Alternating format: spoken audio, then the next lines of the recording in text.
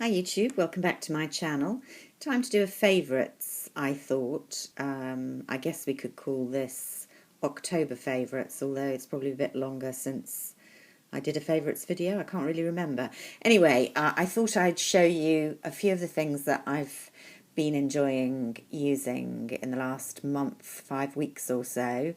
Some new, some old, always worth shopping your collection from time to time. I know I say this quite often, but it's been a month when I haven't had a huge amount of time to play around with fancy makeup because I've been working ridiculous hours, and therefore things that have been on my favourites list have tended to be in rotation for days on end, and also they've been things that have been quick and easy to use. So let's start with eyes and one very new, two newish products actually. I unboxed the Suku palette for you quite recently. This is the Suku Designing Colour Eyes in 109. I'm not even going to try and pronounce the Japanese name. And I explained to you I had gone really for the most shocking and bold colourway of the three quads that are newly available, and I swatched it for you. I hadn't really used it on the eyes at that point. I'm happy to report that I am really enjoying this palette, and I'm finding it quite wearable actually. Perhaps not all at the same time, but definitely you can get some good eye looks out of it. So this colour down here, the kind of pinky beige flesh tone, is definitely something to use instead of a primer, just covering the whole lid. You could just wear this to kind of wipe out the blotchiness that certainly I have on my eyelids these days, make it all your eye look kind of wide awake, and then just add some mascara or maybe eyeliner. I've actually been using it as effectively a primer, and the colour, surprisingly, I've been using the most of is this rather lurid tangerine satin with a bit of sheen to it, which I thought would be incredibly difficult to wear. In fact, I don't find it difficult at all. I'm not sure that swatching it on the hand really illustrates to you the brightening and quite pretty effect it gives on my lids. And bear in mind I'm kind of cool blue-eyed, blue-grey eyed. And then I've tended either to even lighten that up even more with this pink, which you do have to apply, or I have to apply, with quite a light hand, because it is more pigmented than the Suku shadows have tended to be. Or I use this really pretty plum, slightly sparkly plum that is kind of aubergine colour in the crease. So I've actually, the other thing I would say about this is the shadows last really, really well. So once they're on without creasing really until I take them off, often 12, 14 hours later, which I think is pretty impressive. So I really am enjoying that quad, thinking of maybe getting the slightly more conventional taupey brown one that I think most people have gone for. I've got loads of palettes in that kind of colourway, but simply because if the quality is similar to the quality of this and they're lasting all day without retouching, then it would be worth getting. The other eye palette, which very much falls into that category that I have found myself reaching for a lot this month, is the City Lights, which I talked about in some detail, and I also compared it with Tom Ford's Nude Dip. If you look in my kind of videos list, you'll see far more about this. It's not a startling colour selection. They're actually rather similar, certainly in the palette, and they're all a little bit satiny, lustrous, shining, which won't suit everybody. But again, I've been finding I can get a very pretty, work-appropriate eye, which, whilst it's not that distinctive and the colours do blend into each other, last fairly well. Not as well as the Suku, but certainly almost look a bit better a couple of hours after you've applied, and then they do wear off kind of around the 8 to 10 hour mark. But it's a nice palette for everyday wear, so I have been using that quite a lot. The only product I really loved from the Victoria Beckham release this autumn is the mascara. I'm extremely picky about mascara.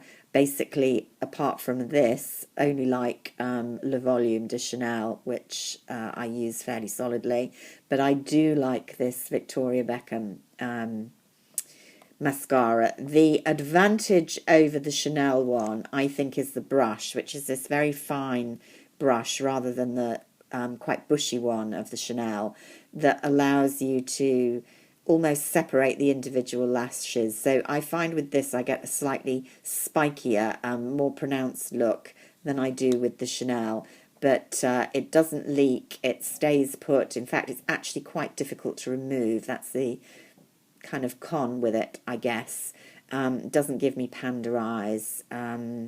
Yeah, very nice. It should be. It's £35, which is a ridiculous amount of money for a mascara, but if you want the perfect mascara, then it's definitely worth a try. The other newer product, you'll remember me giggling when I unboxed this out of the Cult Beauty box, is this Lipstick Queen Hello Sailor lip gloss. I just really quite like some of the Lipstick Queen products. This is this blue gloss, but you can see from the applicator, although it is blue, the gloss on it, as you put it on your lips and as your lips warm it up, it goes a pretty pink shade. I think probably varies from person to person. It's quite bright pink on me, I have to say, most of the time. It's quite a sticky gloss, which I quite like in a way. It doesn't feel that it dissipates straight away, and it definitely leaves the colour there for a little while. I'm not a great gloss wearer. I'm a lipstick wearer or a lip balm. Generally, I have just a handful of glosses and I don't find I use them a lot. Partly it's a gimmick with this one, which I quite like, but it is a pretty colour on me as well. I'm not going to talk about this little boy at the back, simply to say that I love it. It's a relatively new Byredo perfume for me. It's a unisex, I think maybe meant to be a male cologne, but I just love it. I'm going to do a separate video about it. Byredo Sunday Cologne. Been wearing it non-stop at work. Cheeks, well, complexion generally has been a problem for me. I look completely washed out from lack of sleep and lack of time to do much about it. And I find in those circumstances cream blushes are much better than powder ones. So I've really been pulling out Tom Ford's Paradiso, which was, I think, this summer's cream blush. If I can get into it, you can see that I keep the guard on it, but that's dug into it a few times, which is a shame.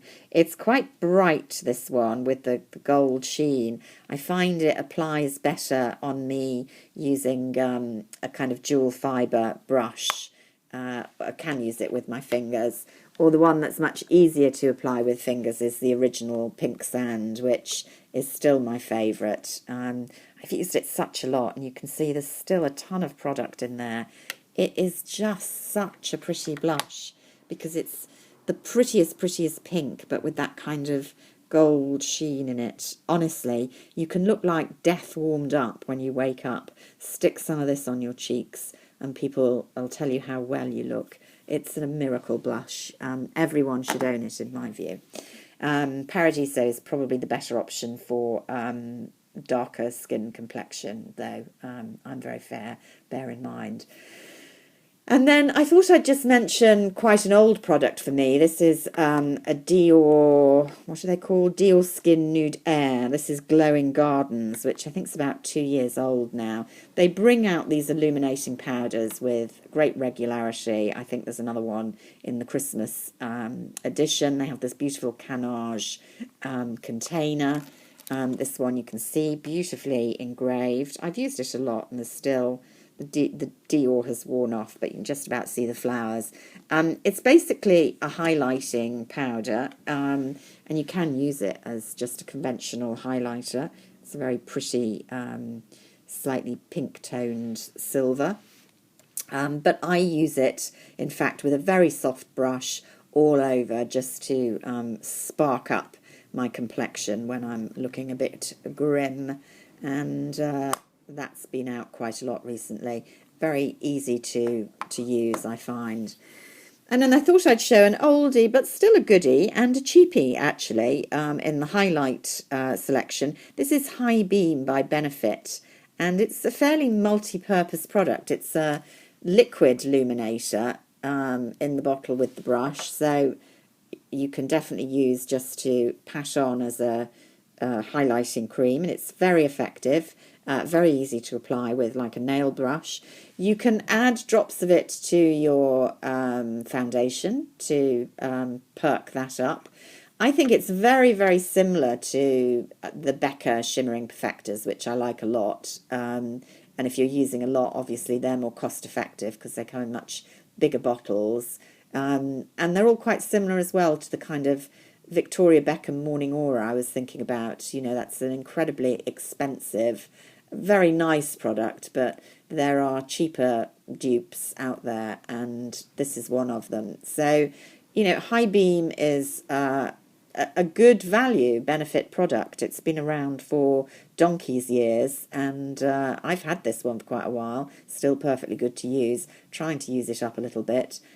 Just very convenient, nice product. So still a favourite. So, oh yes, I should mention as well the Suku nail polish. This is a favourite in terms of how it looks on my nails. It's not a favourite in terms of, what's the word, formulation. It really doesn't last very well. I find chipping after 24 to 36 hours. This is the Christmas colour 103.